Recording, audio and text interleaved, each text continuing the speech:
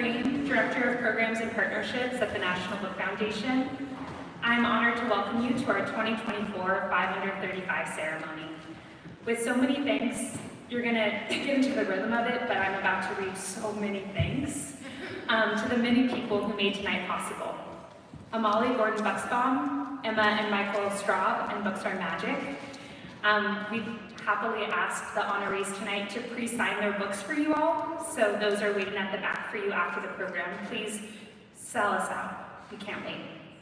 Wendy Carner and St. Anne and the Holy Trinity Church, our ASL interpreters, Johnny Colin and Jess Ames, and the wonderful and warm humans that make up Team Book, most especially our Senior Awards and Honors Manager, Madeline Shelton, who brings all of our awards to life across the year with so much grace, our Senior Communications and Marketing Manager, Ollie Romero, our Programs Coordinator, Emily Lovett, and Honorary Team Booker, Margot Cohen-Ristorici.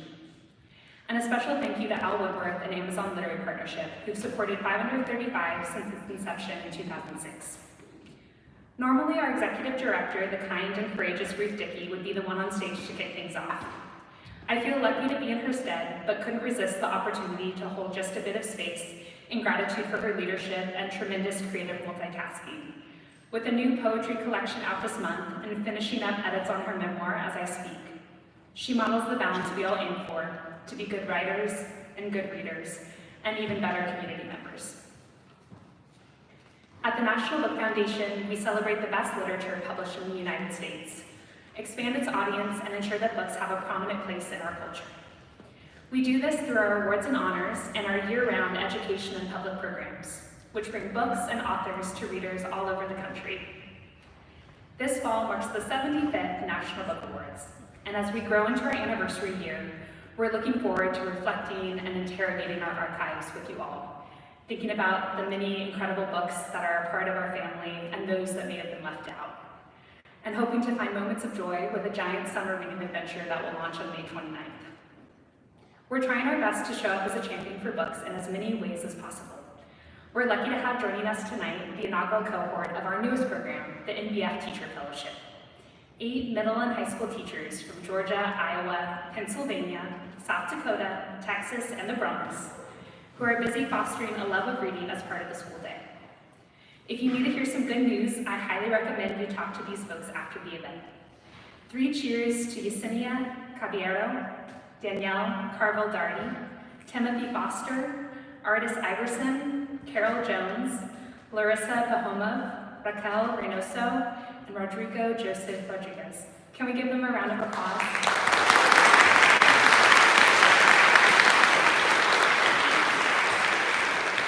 And now that we've talked about reading, let's talk about books. Every year we ask 5 selectors, authors that have been previously recognized by the National Book Foundation, to each select a debut fiction author under the age of 35, someone whose, quote, work promises to leave a lasting impression on the literary landscape, end quote, and to welcome into the fold the next generation of writers to read and reread. This prize recognizes 5 exceptional books, and it also recognizes 5 exceptional writers, whose work we cannot wait to continue to celebrate for years to come. Congratulations to our 2024 535 honorees: Antonio Angres, Maya Binyam, Zain Khalid, Tyreek White, and Jenny Tingli Jong. Thank you for your clear vision.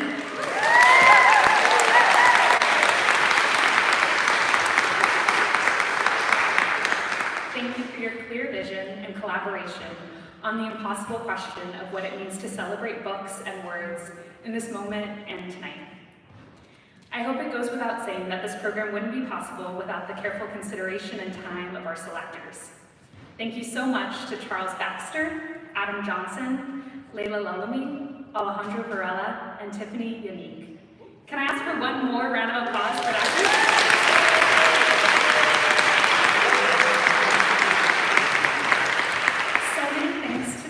All of tonight's honorees, who introduced us to our special guest reader for this evening, Kaleem Hawa. Kaleem is a Palestinian poet, writer, and organizer, and Kaleem will be gracing us with a couple of his poems before I introduce our host for the evening. Thank you, Kaleem.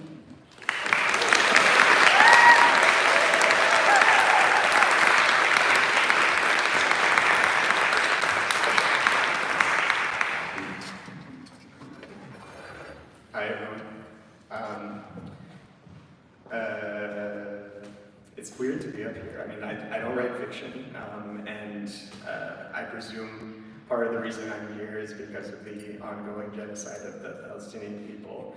I'm going to read two poems that are loosely about Palestine. I chose prose poems in light of the fact that a lot of the people in this room are novelists or fiction writers, but also my injunction to everyone is what's needed right now is to donate to mutual aid to support Palestinians in Rafah and Gaza more broadly.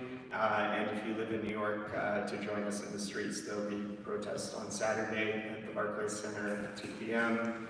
There will be a protest Nakba Day on the 15th. There will be another protest on the 16th. And of course, the student encampments that are being brutalized by the NYPD right now. So yeah, that's it. Thanks for having me.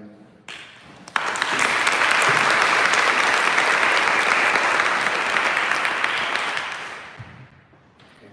This first poem is called Several Days, and it's written after the Palestinian martyrs from Beit Rima, Jawad, Rimawi, and Tafir Rimawi. Made the mistake of looking at a flower. My backyard in the summer.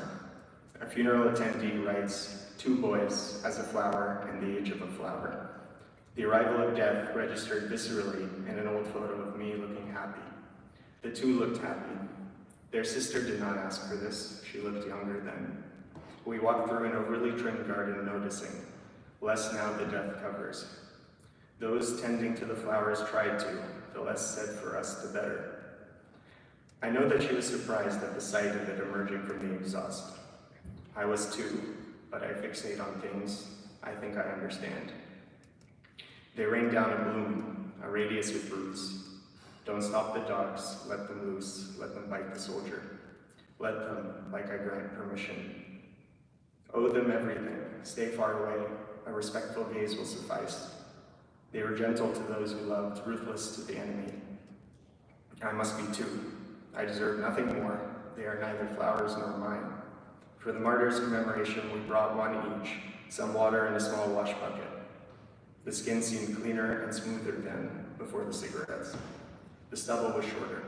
My interests were incomprehensible. Wrote about them. Wrote about the PA officer who turned in his turned-in gun. The flag is over the cemetery now, over. The death is unfathomable. Heliocentricity marking history. What did I do when I saw tilled earth? She graduated. They decided not to turn themselves in.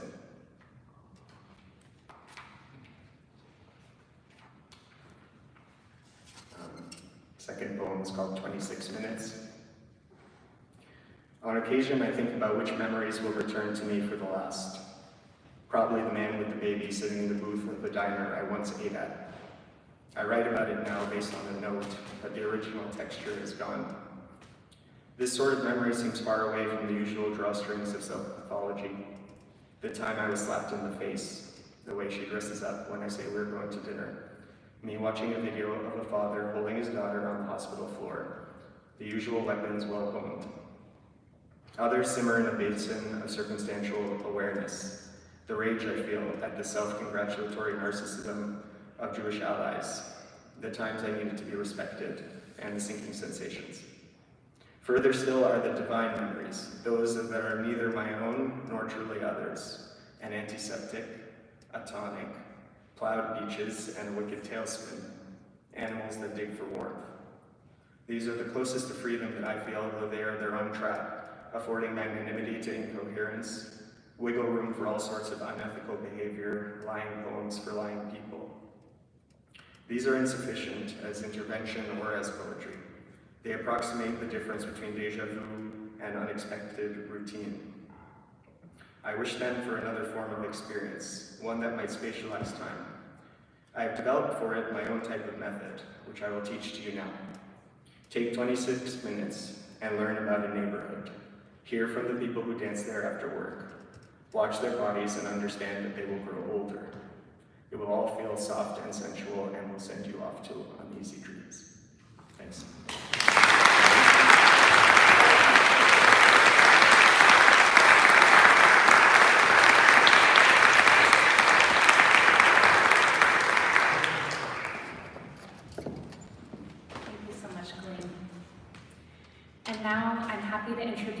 host for the evening. That's right, you're done with me, it's great news.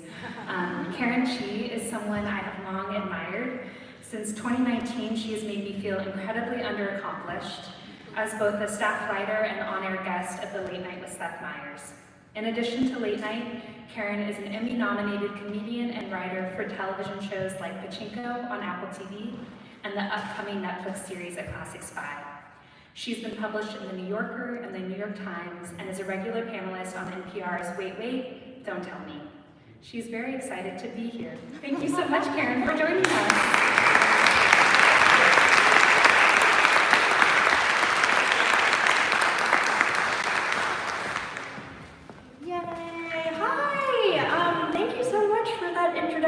To be fair, I just want you to know I said I was excited to be here. She wasn't projecting that onto me. Hi, I'm Karen, and I am so thrilled to be here to celebrate the 5 under 35 honorees with you all this evening. As you mentioned, I am primarily a comedian and a joke writer, so you're probably wondering why I am hosting this very prestigious literary ceremony. And the reason is that I, like so many of you here on a weeknight, am a nerd. This is great. This event was actually my first time since college that I got a required reading list. That's true. And unlike college, I actually did the reading. And I have some notes. I'm fully kidding. My notes are that you did a great job. The books were genuinely so brilliant and engaging and illuminating, and they covered such a wide range of trauma. I'm just kidding. Obviously there were lots of devastating moments, but honestly these books each had like a world captured within them, and the best way to experience it is you gotta pick all of them up and read them. They're so good. I've been recommending them to all of my friends, which is why I also believe I deserve a cut of your profits tonight. While I was impressed by the novelist's craft, I just wanted to say that I was perhaps more moved to learn that last month, they all came together to ask the National Book Foundation to move the location of this evening because of the previous venue's corporate ties to Israel. So I just wanted to take a moment at the top of the ceremony and echo Kaleem to say that I stand with the honorees for a ceasefire and for peace in Gaza. And I also wanted to note that personally, it is not surprising to me to have noticed that the people who seem to be speaking up the most are not the politicians, but actually the artists of all different practices and backgrounds. The artists seem to have been the ones to speak up the loudest against this genocide, and I really think that illuminates something very important, which is that you cannot separate art and storytelling from humanity. And too often we think of creating art, of writing literature as a privilege, which in many ways it is, right? Because it's very difficult to do, both the actual craft of it and also to be able to afford to do it. It's hard to make a living as an artist and as a writer. But art and literature and stories, all the things that we're celebrating here tonight, those things should not be a privilege. They are as necessary as any human right. So to continue the poetry that we've heard, I just wanted to read a really short poem by the Palestinian writer Marwan Mahmoud. In order for me to write poetry that isn't political, I must listen to the birds. And in order to hear the birds, the warplanes must be silent. It is out of truly sheer luck that we are the ones here in Brooklyn in this beautiful church where we can hear the birds. So I just wanted to say thank you to the writers, to the National Book Foundation for working with them and honoring their brilliance, and also of course to our wonderful host, St. Anne's Church and Books Are Magic, so please give it up for all of them one more time.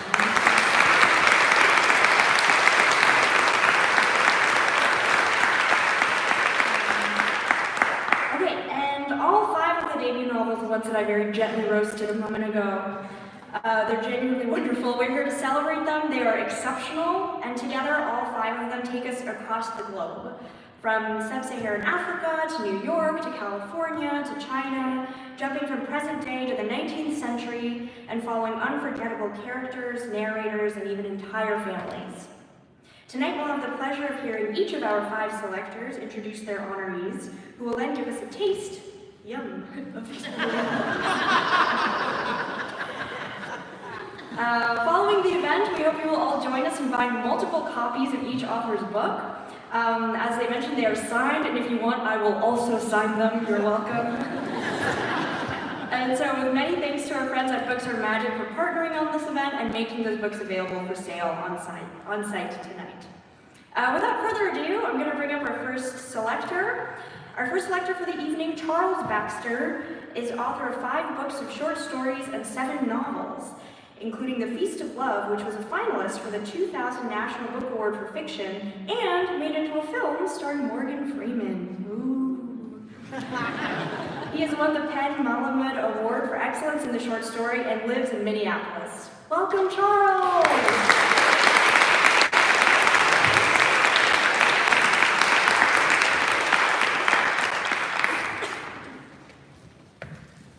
Thank you. Hi, good evening. It's my great pleasure and honor to introduce Antonia Angres and her book, Sirens and Muses. Of all of the literary forms for the novel, the serious social comedy is one of the hardest to write. It requires great intelligence, wit, and a warm heart. And you have to know something about the kinds of places that draw young people together. Antonia Angres' Sirens and Muses contains all these qualities in abundance. And the story might make a reader think that this is what Jane Austen might have written if she had ever attended a contemporary art school and had understood the various hipster corners of contemporary lives devoted to the making of art and the strategies of eros. Like Austen's novels, Sirens and Muses is conscious of social class and of those who benefit and suffer from its inequalities. Antonia's novel gives us a talented and slightly naive young woman, Louisa, from the rural South. She is the ingenue who must be wised up as her art and her personality are critiqued. Arrayed for and against her are her beautiful, urbane, and privileged roommate, Karina, the handsome and gifted nihilist, Preston Utley, who in some sense is beyond art, and an older figure, the semi-washed-up Robert Berger. The novel travels confidently through all 4 point-of-view characters. It's an amazing technical feat for so young a writer, and it gives us a sympathetic look at what it's like to be young and gifted and smart, and also what it's like to be at your wit's end and not to know what your next move is. In this novel, art and sexual desire are all one thing, as its characters ask, as gifted young people do. What is beautiful, if anything is? And what is both beautiful and good? Like Austen's novels, Sirens and Muses understands the power of women in their destructive mode, sirens, and their creative and inspirational mode, muses. There is plenty of interesting trouble for all these characters to get into. Young people know something that their elders sometimes forget. They understand, as Antonia Angres does, what youthful ambition feels like, what it feels like to stake a claim as a creator, and they understand the cost of expression in all its forms. This novel does all that. With its great range of characters and its understanding of different types of people, and it does it all with wit, great understanding, warmth, and an amazing wisdom coming from so young a novelist. It's a beautifully made book and a total joy to read. Please join me in welcoming Antonia Amos.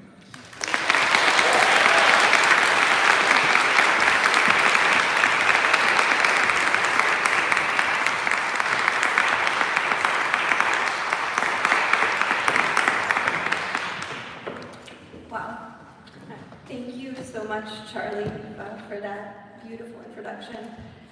It is a surreal privilege to be up on the stage. I want to extend my immense gratitude to the National Book Foundation, to Charles Baxter for selecting me for this incredible honor, and to my agent Mariah Spence, my editors Andra Miller and Ann Spire, and my wonderful team at Ballantine Books and Random House for shepherding my first novel into the world with so much love and care.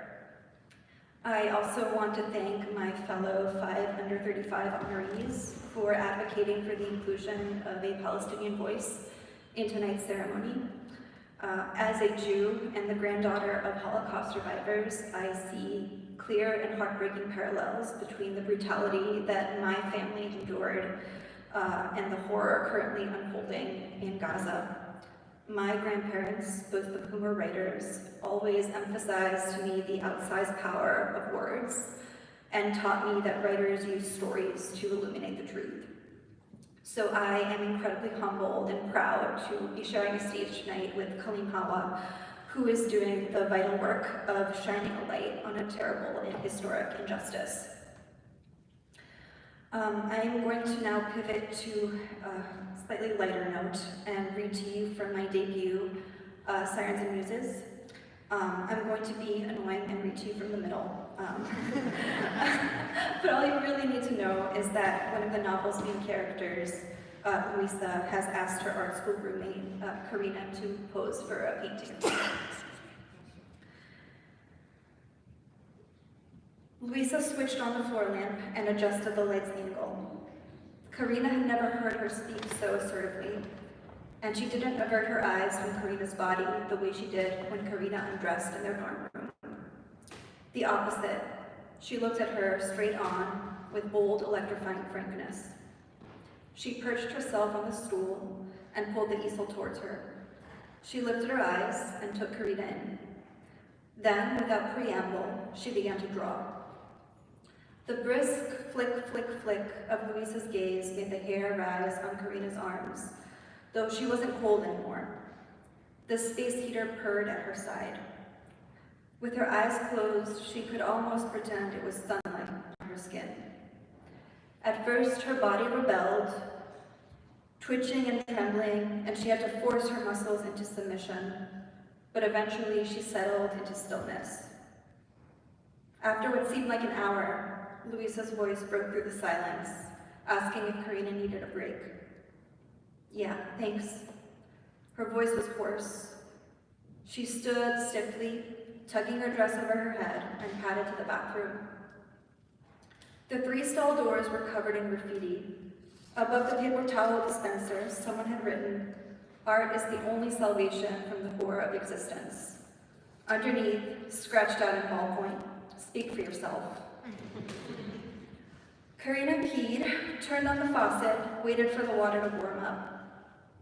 She examined herself in the mirror. Her cheeks were flushed, her pupils dilated, the irises dark and liquid. Her hands shook as she washed them. When she returned, Luisa was mixing a batch of paints on a tray, filling the studio with their heady chemical scent. Karina slipped out of her dress and settled back onto the pillow. Was this how I was sitting before? Lean forward a little more. Luisa hopped off her stool and guided Karina's body into place. Karina's skin burned where she touched her. Luisa snapped on a pair of latex gloves and began to paint. She worked vigorously, applying the oils in bold brushstrokes with an easy, fluid confidence that Karina had never seen in her before, a feverish intensity of purpose. Periodically, she took several steps back and looked at the canvas from afar, frowning slightly. And the longer Karina sat in the beam of her gaze, the more she sensed Luisa's inwardness, the hermetic quality of her mind. the elusive way she glided through the world. Karina watched her, the shifting landscape of her face, the pinched skin between her eyebrows, her mouth tightened in concentration, the thin, strong shoulders, the quick hands. And Karina wanted Luisa to touch her the same way she was touching that painting, gentle one moment and rough the next, smearing the paint with her fingers, working herself into the canvas. Thank you.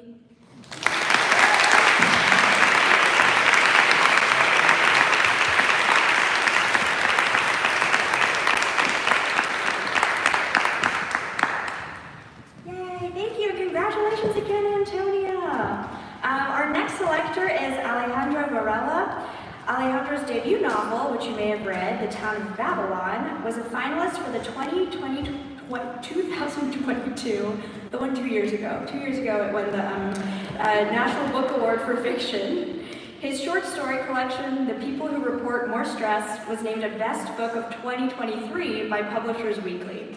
Welcome to the stage, Alejandro!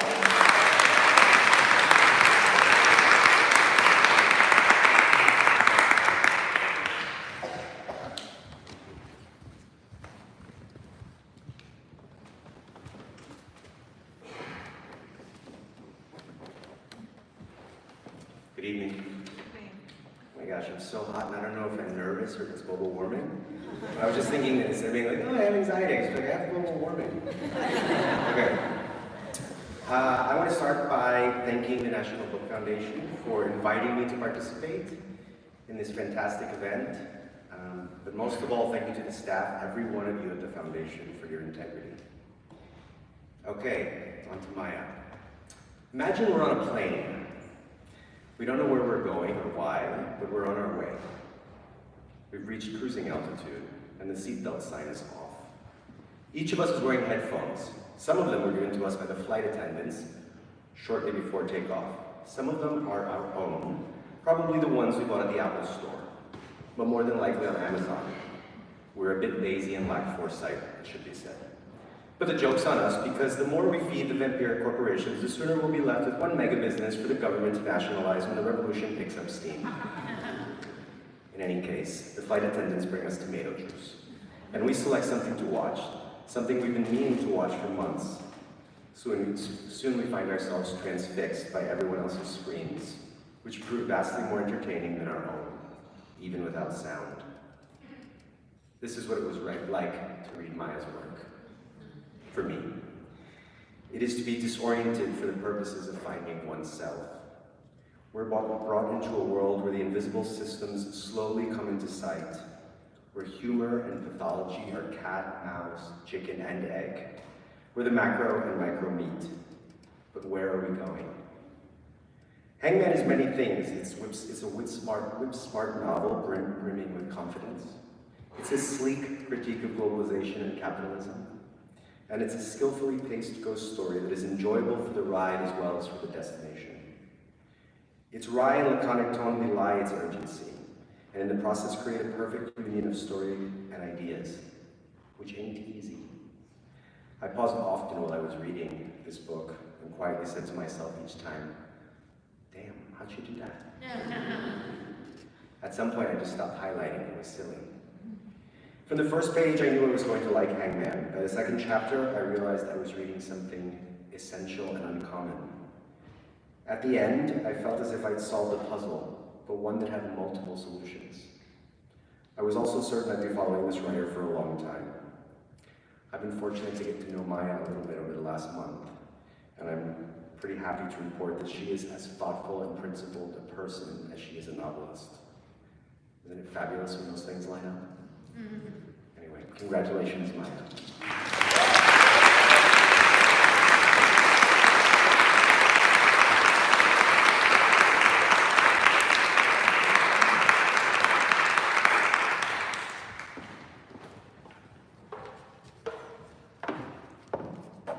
Hi, everyone. Thank you, Alejandro, for that introduction. It's so nice to be here here and in such good company. Thank you, Karen, for hosting. Thank you, Kaleem, for being here and for reading. I don't know where you are, but somewhere out there. Yeah, it's so wonderful to be here. Writers of fiction are typically atomized, as I'm sure many of you know, even as our fictions circulate within the same market. Those fictions may model a shared politics, but it's not often that our fictions manifest opportunities to act collectively, or that our collective actions are honored by the same institutions that purport to honor our fictions. As Karen mentioned, this event was scheduled to be hosted elsewhere at an arts institution that, like many American arts institutions, has a vested interest in the ongoing genocide in Gaza. I'm very, very grateful that we're here and not there. I'm grateful to the National Book Foundation for honoring our work, but especially for honoring our desire for those works not to be used as props in an ongoing charade of normalcy. I'm very grateful, as I mentioned, Alejandro. I'm likewise grateful to my editor, Mitzi, and my agent, Jen. I think both of them are here tonight. And to everyone at FSG who has had a hand in putting this book out in the world, to Emma, to Milo, to Lauren, and to Brian, and the many, many others whose labor, seen and unseen, has given this book more life. I'm going to read a little bit from the beginning of the novel. I always tell myself I'm going to read something else. Maybe I'll read something themed, and there's so many wonderful prompts in here. I think that's the Last Supper. And then I don't know if you guys can see, but underneath it, there's something that looks like a $sign, but it has 3 parallel lines. Anyway, I'm reading the Bible for the first time, so this is great for me. And there's lots of Christian stuff in here, but I'm just going to read from the beginning, which will hopefully help you imagine the vision that Alejandro put out into the world of being on a plane. I'm going to jump around a little bit just to kind of hopefully give you a coherent scene, but if you do read the book, it'll be a little different. In the morning, I received a phone call and was told to board a flight. The arrangements had been made on my behalf. I packed no clothes because my clothes had been packed for me. A car arrived to pick me up. The radio announced traffic due to an accident involving a taxicab driver, a police officer, and a woman whose occupation the dispatcher did not specify. But there was no traffic. My ticket was in the breast pocket of my jacket, which was handed to me as I exited the passenger door. Waiting in line, I felt I had no body, but by the time I reached security, I was hungry. Inside my carry-on, I found 2 apples and a croissant, which tasted like nothing. The security agent asked me for my name. I gave him my driver's license, walked through the metal detector, and then my body went away. Before takeoff, a flight attendant announced our destination. Everyone cheered. The passenger to my right asked if I was happy to be going home. He didn't speak our destination's national language, which had become the language of the plane. I should say that you should imagine like a bald man in his mid-50s as I'm talking. I told him that I was neither happy nor unhappy. He said he understood where I was coming from because his work had introduced him to people like me. He said that people like me had changed his life. It was true that they needed money, but the fact that he gave it to them had nothing to do with what they meant to him. His real life, outside our destination, was complicated by ambivalence. Since childhood, his basic needs had been met as if by an invisible force. At first, he believed his mother and father were providing for him, but when they died, he was surprised to feel that he had suffered no loss. Care, he realized, didn't originate within his parents, whose protection remained palpable in almost everyone he encountered. Waitstaff, his internist, even the Prime Minister. It had merely taken up residence in their bodies, which he didn't need to visit because the cemetery had nothing to do with the rest of his life. He looked cautious when he mentioned that word, cemetery, as if he had accidentally said a slur. When he was done worrying about being offensive, he moved on to talking about his wife. Things had come to her easily. As soon as they got married, she wanted children, and then she gave birth to 2. She considered recipes to be extraneous. Instead, she ordered cooking magazines and then reproduced the food on the cover page from sight. He had no use for leftovers because his office provided a catered lunch. Everyone he worked with had been elevated to the status of a boss. They made a lot of money but weren't fond of discussing it, especially not with people like me. He appreciated the fact that people like me didn't have desires. His desires felt paralyzing because they weren't motivated by need. Everything was available to be possessed, which made it impossible to quantify an object or person's relative allure. He wished he felt more lust for his mistress. I tried to relate to him and understand his concerns. After takeoff, I unbuckled my seatbelt. A flight attendant asked if I preferred coffee or tea. I thought about it, but didn't think I had a preference. She tried another language. When she said it like that, I realized I preferred coffee. The man to my right asked for sugar, and the flight attendant asked if I wanted sugar too. I said no, and then she switched languages again and gave me sugar anyway. The coffee was delicious. The man to my right spit it out. I decided to close my eyes, and then I fell asleep. When I woke up, the flight attendant was asking the man to my right if he preferred chicken or fish. He didn't say anything, which I could relate to, because I also didn't have a preference.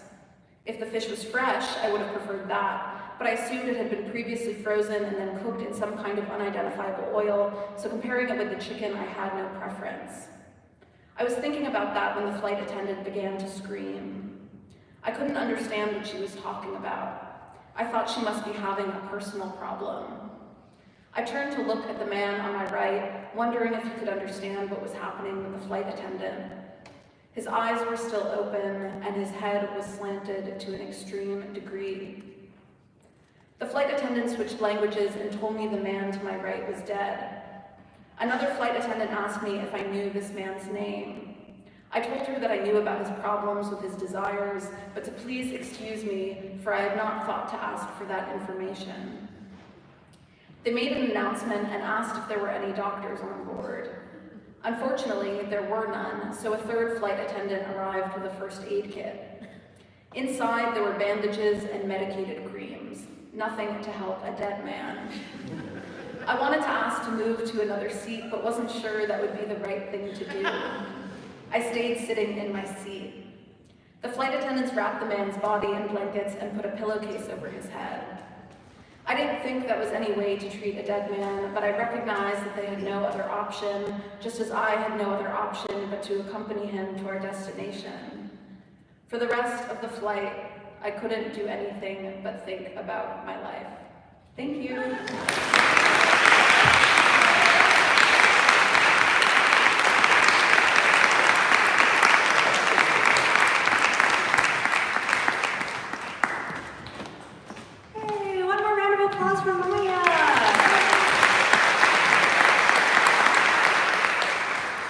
I just want you to know that when you hear me say jokes, I also want you to picture a 50-year-old balding man.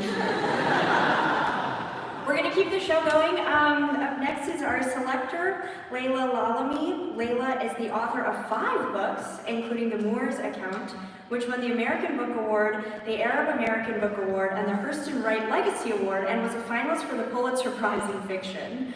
Her most recent novel, The Other Americans, was a national bestseller and a finalist for the 2019 National Book Award for Fiction, so really no big deal. Welcome, Layla!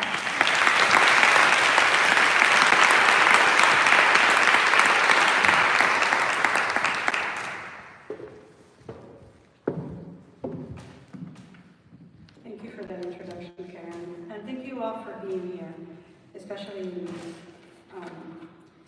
these strange times we find ourselves in.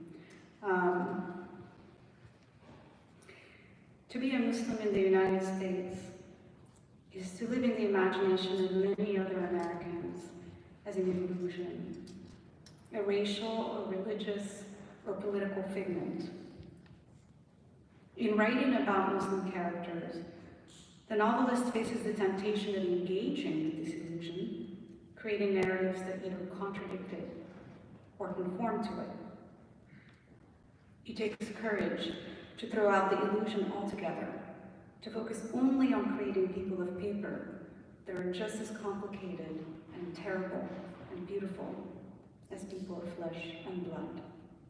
So it was with enormous pleasure and awe that I came across Zayn Khalid's Brother Alive, the story of 3 adopted brothers who live with their whiskey-loving guardian above a mosque on Staten Island, and who in the aftermath of his disappearance follow him to Saudi Arabia. It is a bildungsroman, a queer narrative, an epistolary memoir, and a geopolitical thriller all wrapped into one. What a book. Every character thrums with life. Every sentence is a gem. Zayn Khalid writes with both tenderness and intelligence about the surprising contradictions of our modern lives and the accommodations we make out of apathy or self-interest. He asks us to consider our loyalties to our families, our communities, our ummah, and most importantly, our loyalties to ourselves. And he does all this while also having great fun with his characters, experimenting with form and pushing the boundaries of the novel. Brother Alive brings with humor and imagination and exuberance and a sheer delight in what language can do. This novel is a true original. It's my great pleasure to introduce to you a young writer of phenomenal talent and great verve, Zayn Khalid. I can't wait to read what he writes next.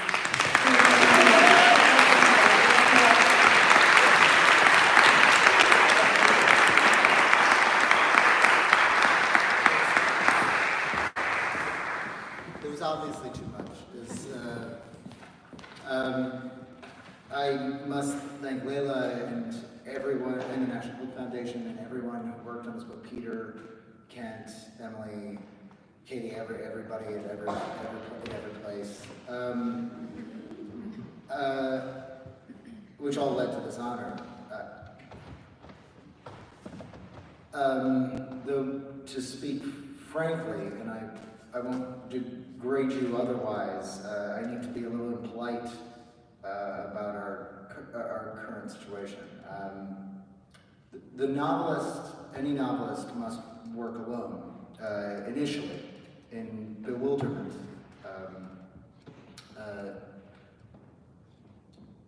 aided only by an errant curiosity.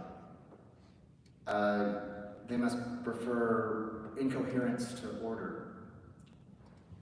It is from this place that I've realized, or that I question, or that I think about, when met with a face that is not our own, we, all of us, cease to understand language for a moment. We suffer a brief psychosomatic or neurological short circuit. How can I be also? When confronted with so many of those faces again and again, as we are always, faces that are not our own, especially now, there's a continuous subcurrent of derangement. And if indeed the image is modernity's sex object, after seeing the images from Rafah and Gaza, I wonder where we derive our pleasure. Can some of us, can wide swaths of this great beloved land furnish ecstasy out of genocide? Probably. I'm no moralist. Get it where you can get it. Intimacy and lust seems to require pharmaceutical intervention. This is no different, really. Or perhaps because we realize language has failed us in all our relations. We have turned away from the faces, from the images. If death is interchangeable on the screen and in real life, perhaps looking away has become a spiritual necessity. even when one glance might annihilate this bridgeable void between us. Or maybe it's a collective benumbment. I don't know, and I don't think anyone does, really.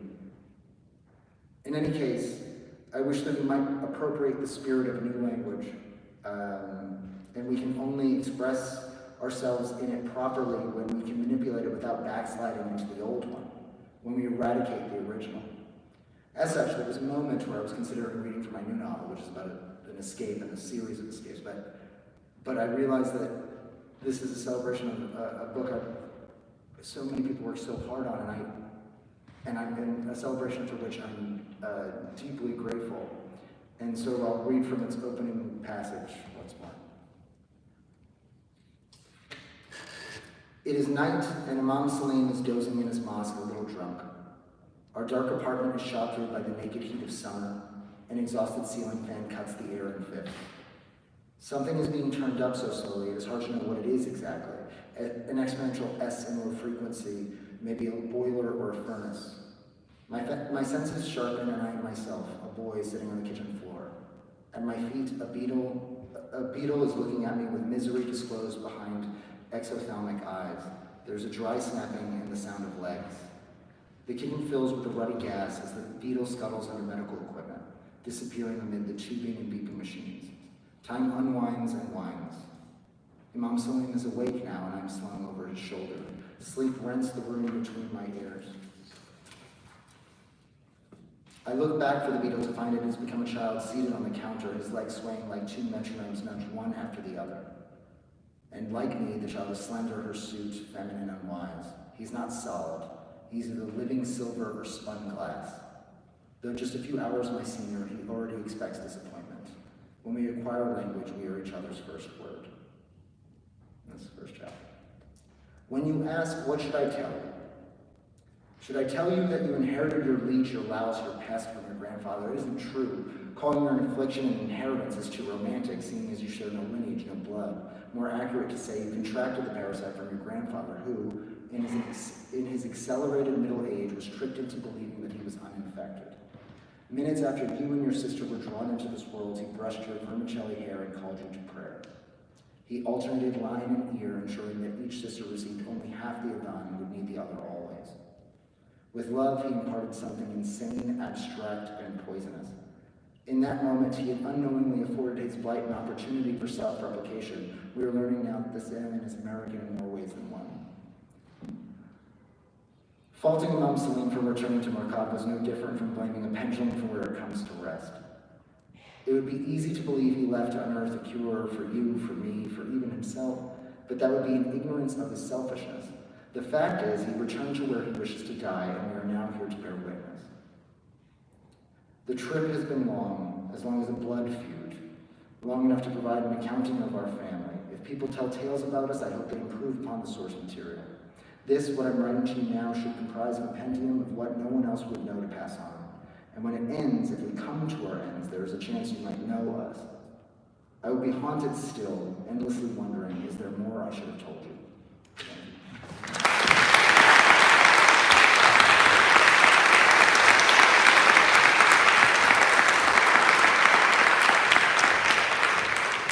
Thank you, and congratulations again to Zane. Up next, we now have Tiffany Yannick. Tiffany is the author of the award-winning novels Monster in the Middle and Land of Love and Drowning, as well as the poetry collection Life. Tiffany was named a National Book Foundation 5 Under 35 honoree in 2010 for her collection of stories, How to Escape from a Leper Colony. Welcome to the stage!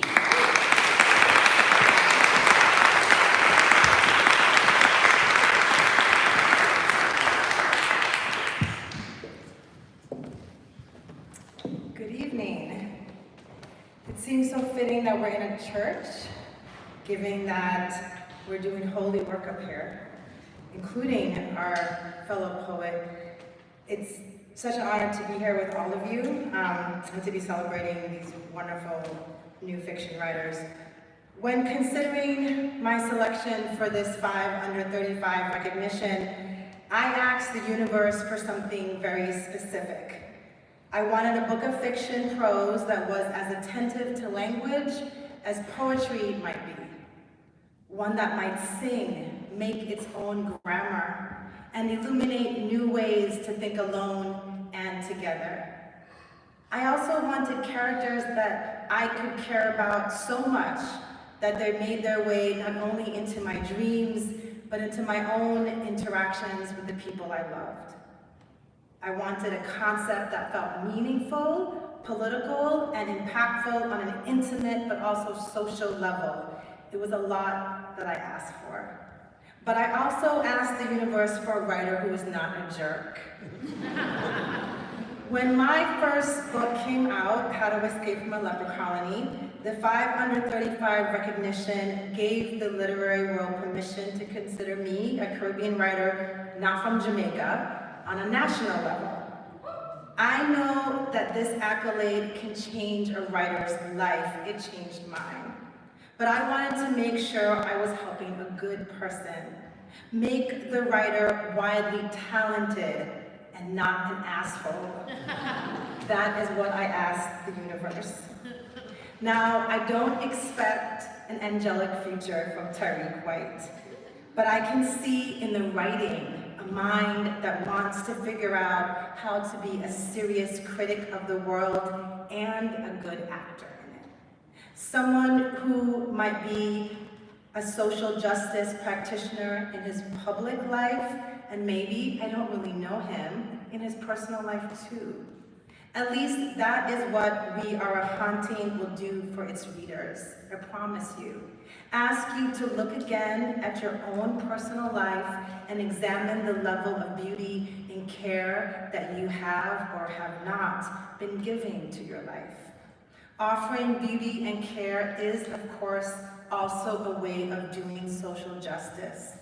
This book also asks us to forgive our ancestors and to hold them in gratitude, to see rummaging through archives as a form of ancestral worship, to see looking at paintings as praying, and to understand loving your own damn self as the deepest expression of gratitude to your ancestors.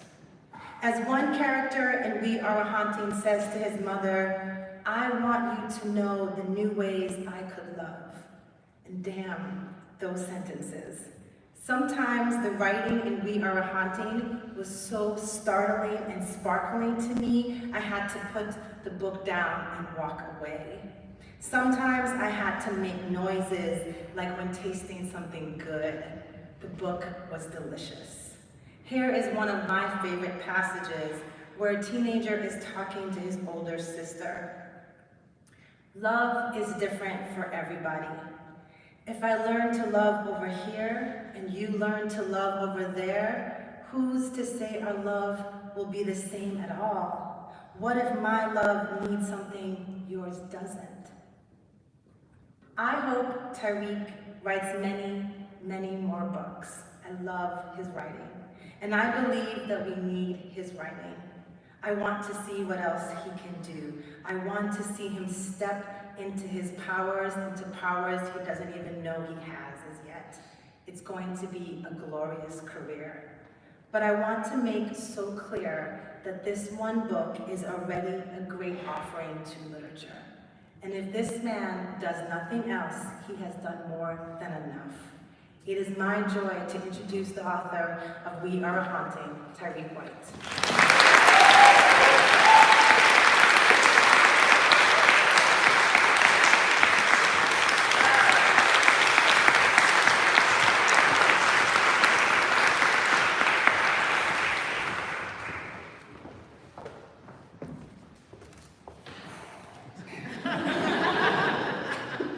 Thank you so much, Tiffany. That was incredible. I hope I'm not an asshole. I'm trying. Thank you all for coming. Thank you to the National Book Award for offering this to us, for accepting us. I usually mention that this book is full of folklore and myth-making that's sort of been so vital to who I am as a person, right? And my work today, from the place where I grew up to my family, still in East New York, it's so humbling to sort of celebrate this work and celebrate that place and celebrate all of those stories and folk tales that my OGs told me and passed down to me.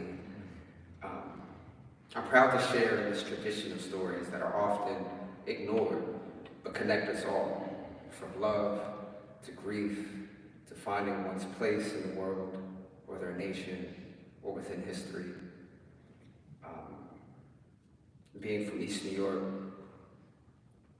I find that communities like mine are sort of global communities, and we're all connected in sort of these stories against war, against genocide, against oppressive regimes. I'm so lucky to stand here besides the brilliance of my fellow writers. I want to thank my family, my friends, my selected sort of community that have pushed me to sort of be better and write the thing that I ended up writing. I want to thank my agent, PJ Mark, and the spectacular team at Janko and Nesbitt. I want to thank Danny Vasquez, who saw the wonder in this book from the get-go. I'd like to thank Astra House, to Rachel Smalls, Roland Hart, Tiffany Gonzalez, Ben Schrank, everyone for all of their generosity and much needed insight. So I'm going to read, and be annoying as well. I'm going to read a little in the middle, but all you should know is that this family from Brooklyn, Kali, he's mourning the loss of his mother, and he's sort of figuring out how to move forward. I rode home that night on a crowded 3 train headed toward New Lots. My mind drifted to empty red rooms, drifted to the dead. I caught myself, forced my body to feel the hum of the train engine, the coldness of the seat, the closeness of the older woman seated next to me. I took in the sour air, caught a whiff of gum, the stale smell of dry sweat and sulfur. I peered out the window, looking out into miles and miles of mythical land. I hovered over the slackened row houses and backyards, over the treetops, playgrounds, the streets, a grid of Budaman, alive with people and lights. I saw my warped face reflected off windows along the stone high-rises. They gave way to a rail yard, then short stacks of factories and office space, more high-rises. The sun dipped and curled behind the gray clouds, and the sky a shrinking blue and purple beneath the black that spread. The first thing I'd see when I walked in the house, before you were gone, before the cold in your lungs, would be you surrounded by gutted envelopes and papers with tiny print, Chase or MetLife. The only things visible were numbers with zeros and commas. You sat at the table with your hair up, a scowl beneath your CVS brand reading glasses. So, you would have asked, how'd it go? I wanted to write a response to this scene, this piece. I'd call it Women with Bills, 2006. 10 feet by wide, however long the dining room table was. And it was empty now, covered in a thin layer of dust and lint. Pop had been by, left mail split open, and store coupon books tossed about. There wasn't anything to eat. He left money for groceries and rent money, and he wanted me to deliver. My stomach made the sound of something primal. I thought about the weekends you shuttled me into the city, an art class at SBA, a loft with big windows and wood floors splattered with paint. The other kids crowded the workstations, burrowed through watercolors, brushes, and acrylic. They're all white, lived only 20 minutes away, their nanny said. Art on the weekends was caught between soccer and yoga for tykes. Their parents, wet and bright scarlet from Soul Cycle, or whatever chaos there was that is Whole Foods, were convinced how special their child was. How could we be blessed with someone so precious? You were a pragmatist. You're special to me, Kali. Now how are you going to convince you and everyone else? Put in the time, you said. Simple as that. And some days, my favorite days, when I didn't have art class and you slept in until mid-morning, we'd venture into the city anyway. Fire escapes like iron nests. We'd ride further uptown every weekend. The films they showed on giant projectors during the weekends near the northernmost tip of Central Park, the Schomburg on 125th, the hills of Morningside Park. You could hear the bells from the deep inside the Basilica of St. John's Cathedral. We skipped up the grand steps of the Museum of Natural History, leaving behind 86th Street and its modest bluff looking over the park. We roamed its manicured caverns. We explored up and down a maze of darkness through prehistoric terrors. A dream. How a corridor reached across land and time. How downstairs was underwater and upstairs was the stars. Through hundreds of people, couples and families and tour guides, I felt a part of a stream, if only a bead of sand, dislodged by that river. I could be a part of a larger story about the world, one that included this very land. I'll stop there. Thank you.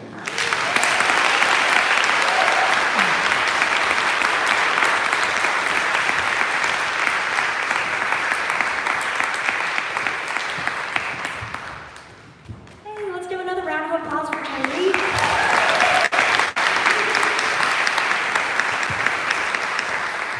Everyone's having a good time? Great, good. Okay, we're nearing the end of this evening. So last, but certainly not least, we have Adam Johnson. Adam is the author of several books, including Fortune Smiles, which won the 2015 National Book Award for Fiction, and the novel The Orphan Master's Son, which won the 2013 Pulitzer Prize. He's a professor of English at Stanford University, so he's gonna have a long commute tomorrow. Welcome to the stage, Adam!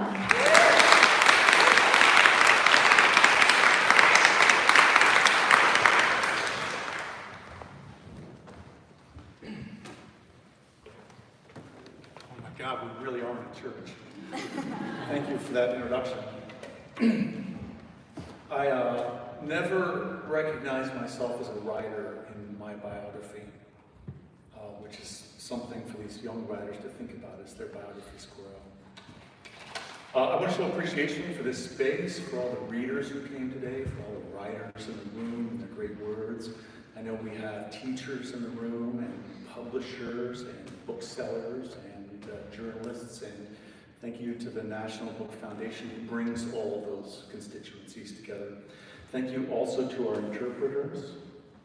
Translation is an art form.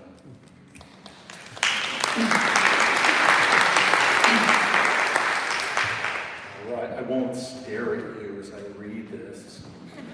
Jenny Tingui Zhang is a natural storyteller, and the four treasures of the sky captivated me from the first page. The prose is sensual and ravishing, the voice hypnotic.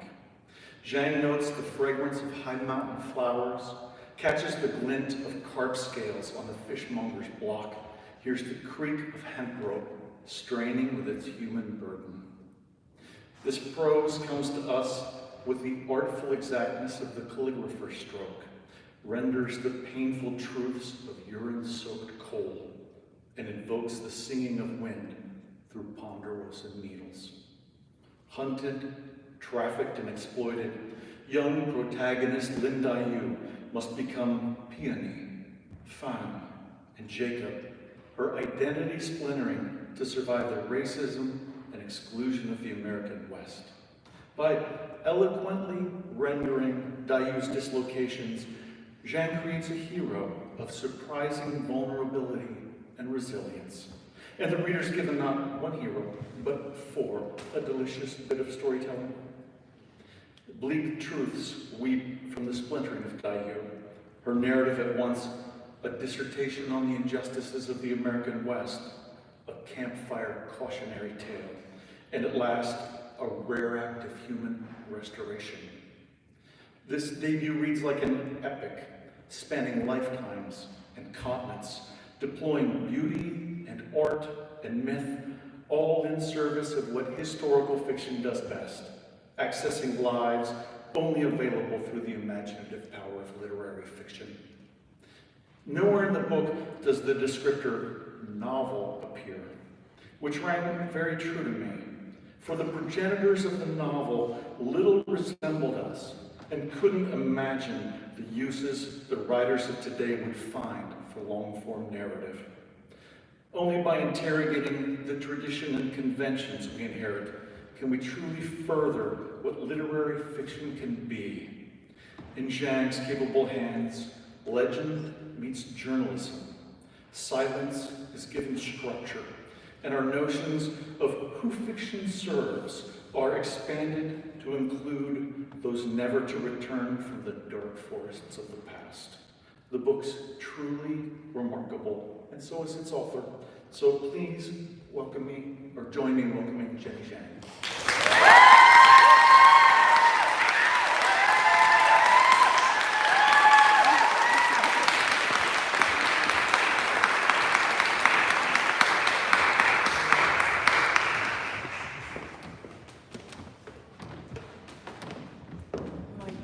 Thank you so much for that. I feel like that could have been a book all on its own. That was so beautiful. I wanted to first off thank Karen for hosting and Colleen for being here, and my fellow honorees for your work and your solidarity, and thank you to the National Book Foundation for listening. I wrote this book 4 years ago during a time of great fear and uncertainty, as I'm sure we all remember. And it took a lot of me. It took all of me. And there was a point where I wondered if I could ever write again. I'm happy to say that I did write again. I continue to write again and again. But receiving this honor is a reminder to me that a life can be long and writing is forever. And even though I will one day very soon be over the age of 35, the writing does not stop. I want to thank the National Book Foundation again and the incomparable Adam Johnson for selecting this book. Thank you so much. I am so grateful. I want to thank my agent, Stephanie Delman, for encouraging me to follow this story and being my biggest, brightest champion. I want to thank my editor, Carolyn Blakey, who has always treated not just my writing, but my personhood with grace and care. Everyone at Flatiron Books in Macmillan, but especially my amazing team, Claire McLaughlin, Catherine Turo, and Sydney John, for their tireless and hard work. I want to thank all the readers, all the booksellers, and especially all the librarians who fight for this book and all books. I want to thank my parents and my partner for their love and support and sacrifices. And in the words of Niecy Nash, I want to thank me for every day that I woke up and kept going.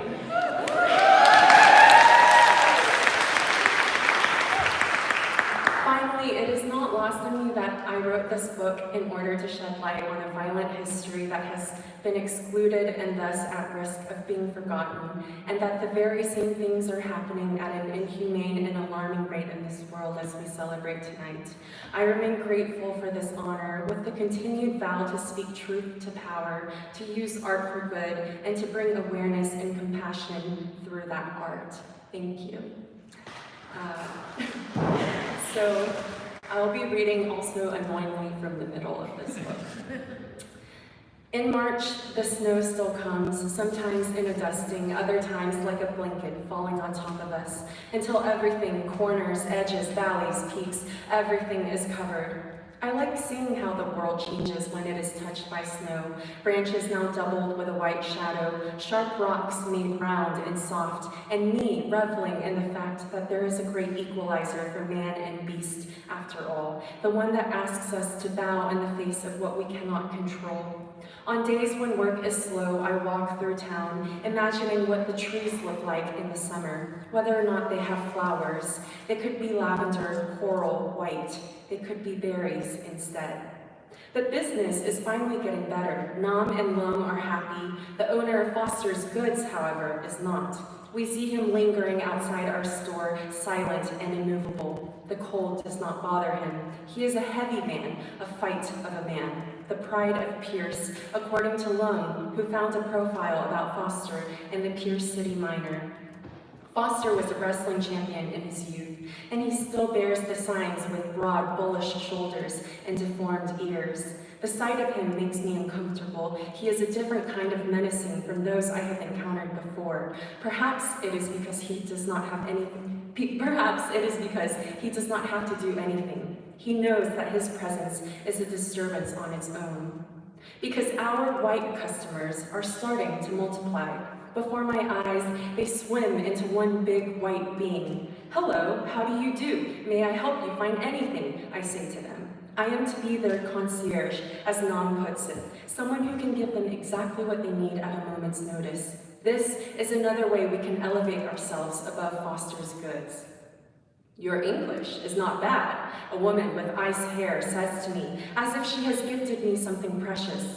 I tell her, thank you, even though I do not know where the compliment is. Inside, I want to tell her how I came to learn it. I want to tell her about the room with one small window, up so high that not even a good ladder would reach it. About the old woman and her cane, about crouching over these books and letting alien sounds fall out of my mouth. I want to tell her about being stuffed in a bucket full of coal and floating across the ocean, all to arrive here in front of a woman who tells me that my English is not bad and expects that to be a good thing.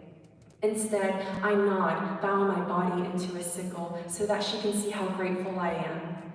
Others do not have such nice things to say. One elderly man tells me to stop staring at him, calling me a yellow heathen. A little girl points at me and asks her father why I look the way I do. A boy not much younger than me snickers and makes a gesture with his fingers. Another woman backs away and calls for her husband, who rushes over, threatening to have me arrested for speaking to his wife. It reminds me of the way men would look at us at Madame Lee's, like we were something entirely different, and thus terrifying. In the brothel, they would overcome this fear by overcoming us. I am not so sure what they will do here, but I am beginning to realize that in this place called Idaho, which they call the West, being Chinese can be something of a disease. More than ever before, I am very much aware of what I am. The space between my eyes and my nose and my lips and my chin can be something that makes me different, inferior even. If my parents could see me, they would be laughing. What makes you think you are so special? They would ask. But here, I am special. The white people make me that way. Why else would they step aside when I walk by, or avoid my eyes, or whisper things that I cannot hear under their breath? My body is covered in the syllables of another language, the scroll of a kingdom that has existed long before they did, and will continue existing long after they are gone. I am something they cannot fathom. I am something they fear. We all are. Thank you.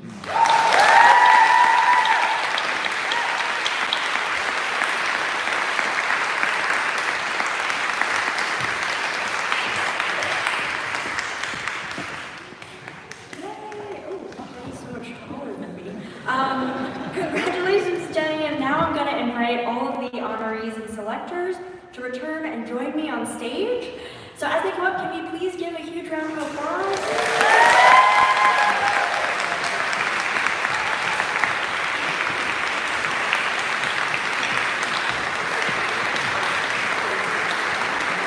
Yeah, I also don't know how we're all going to fit. I'm just reading from the script. Why don't we, what would be preferable? In front, okay, so I think it's going to be in front, Von Trapp children's style. Sit.